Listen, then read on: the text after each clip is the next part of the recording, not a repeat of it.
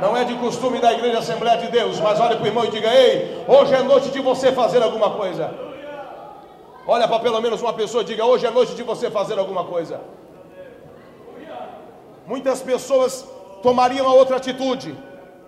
Muitos pregadores renomados lamentariam o seu fracasso. O seu apogeu na terra é glorioso, mas o seu fracasso celestial é certo.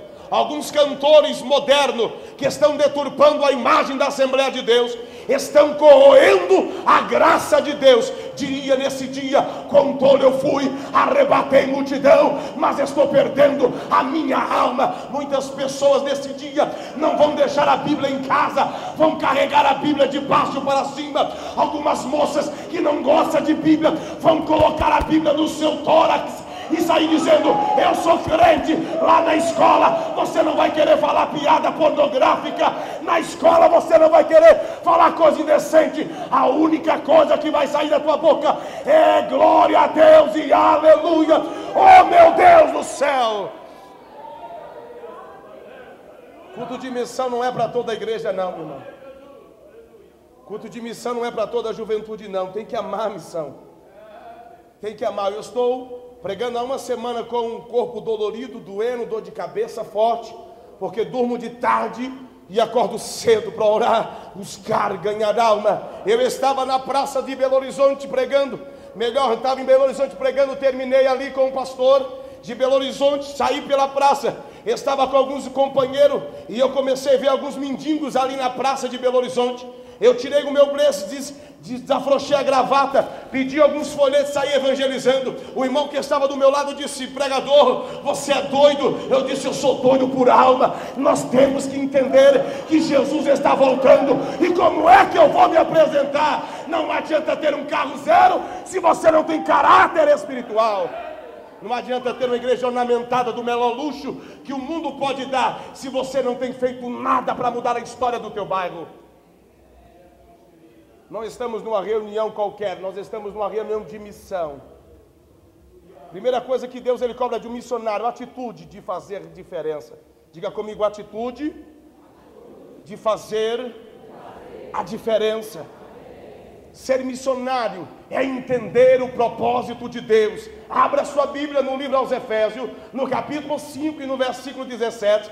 Paulo está dizendo: olha, não sejais insensato, mas compreenda qual é a vontade de Deus. A Bíblia diz que Ele amou o mundo de tal maneira que Ele entregou o seu Filho unigênito, para que todo aquele que nele crê não pereça, mas tenha a vida eterna. Lá no livro, aleluia, de João, ele está deixando bem claro o amor dele por esse mundo e qual é a vontade de Deus: que a sua igreja ame fazer missão, adore fazer missão, viva por missão, ande por missão. Deus nessa noite está dizendo: eu levantarei missionários da última hora, eu levantarei pregadores do anonimato, eu levantarei cantores para fazer a minha vontade. Levante a mão e adore.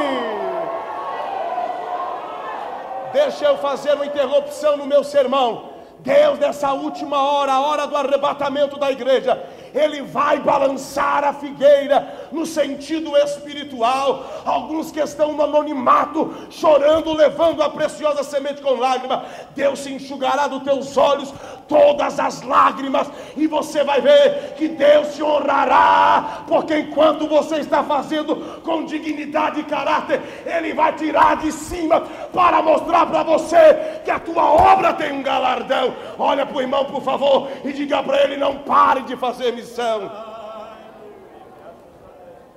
Lá no livro de Jeremias, no capítulo 31º, no versículo 16º, Jeremias está dizendo: reprima a tua voz de choro, porque há galardão para o teu trabalho, diz o Senhor. Deus está dizendo para muitos missionários que estão aqui nessa cidade de Contagem, nesse bairro, para ser bem específico: prepara-te, porque esse ano quem estava vendo você caído vai ver você de pé, quem estava vendo você parado vai ver você andando, aquele que não acreditava no teu ministério vai ver Deus te honrando na terra.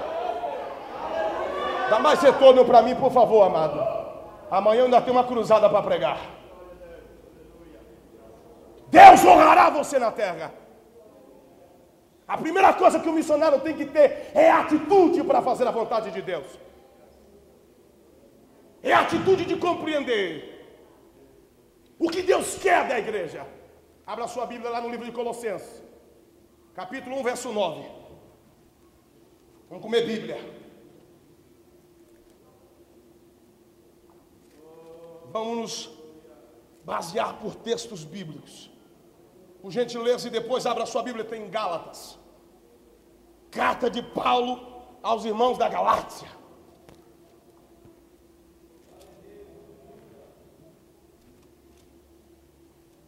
Colossenses, capítulo 1, e o verso de número 9 e 10. Alguém pode ler para mim? Toda a mocidade lendo esse versículo para ficar bem bonito. Capítulo 1 e o verso 9 e 10. Primeira coisa que o missionário tem que ter em seu coração é atitude para fazer a vontade de Deus.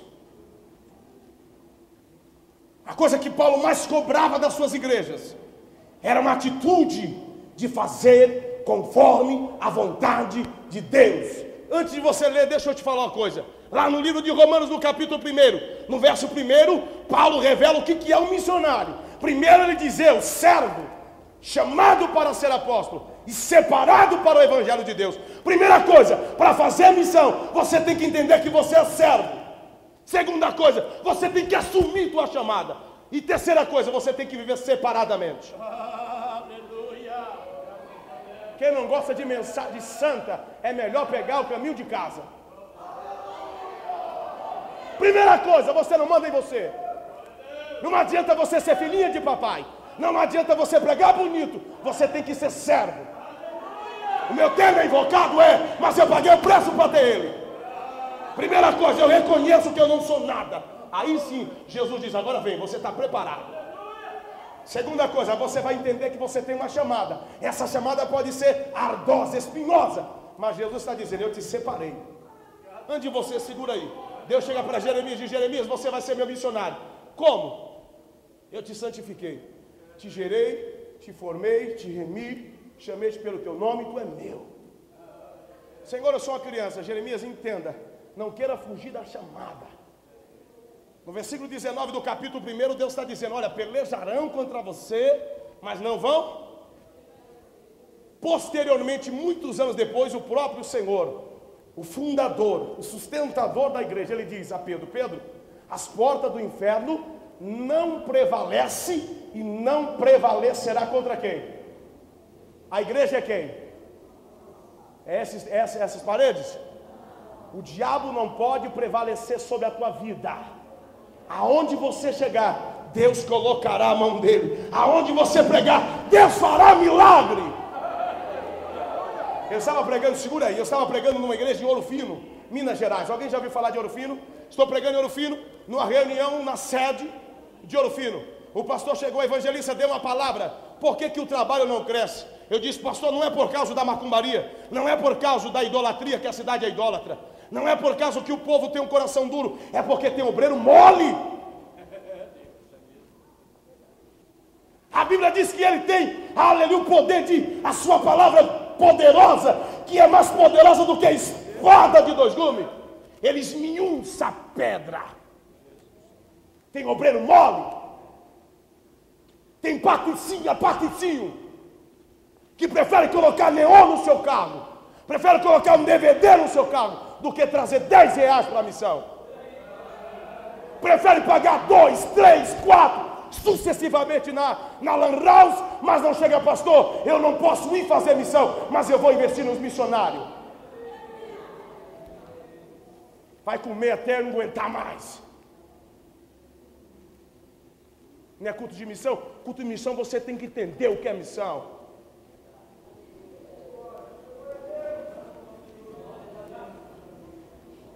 Às vezes você não entra na igreja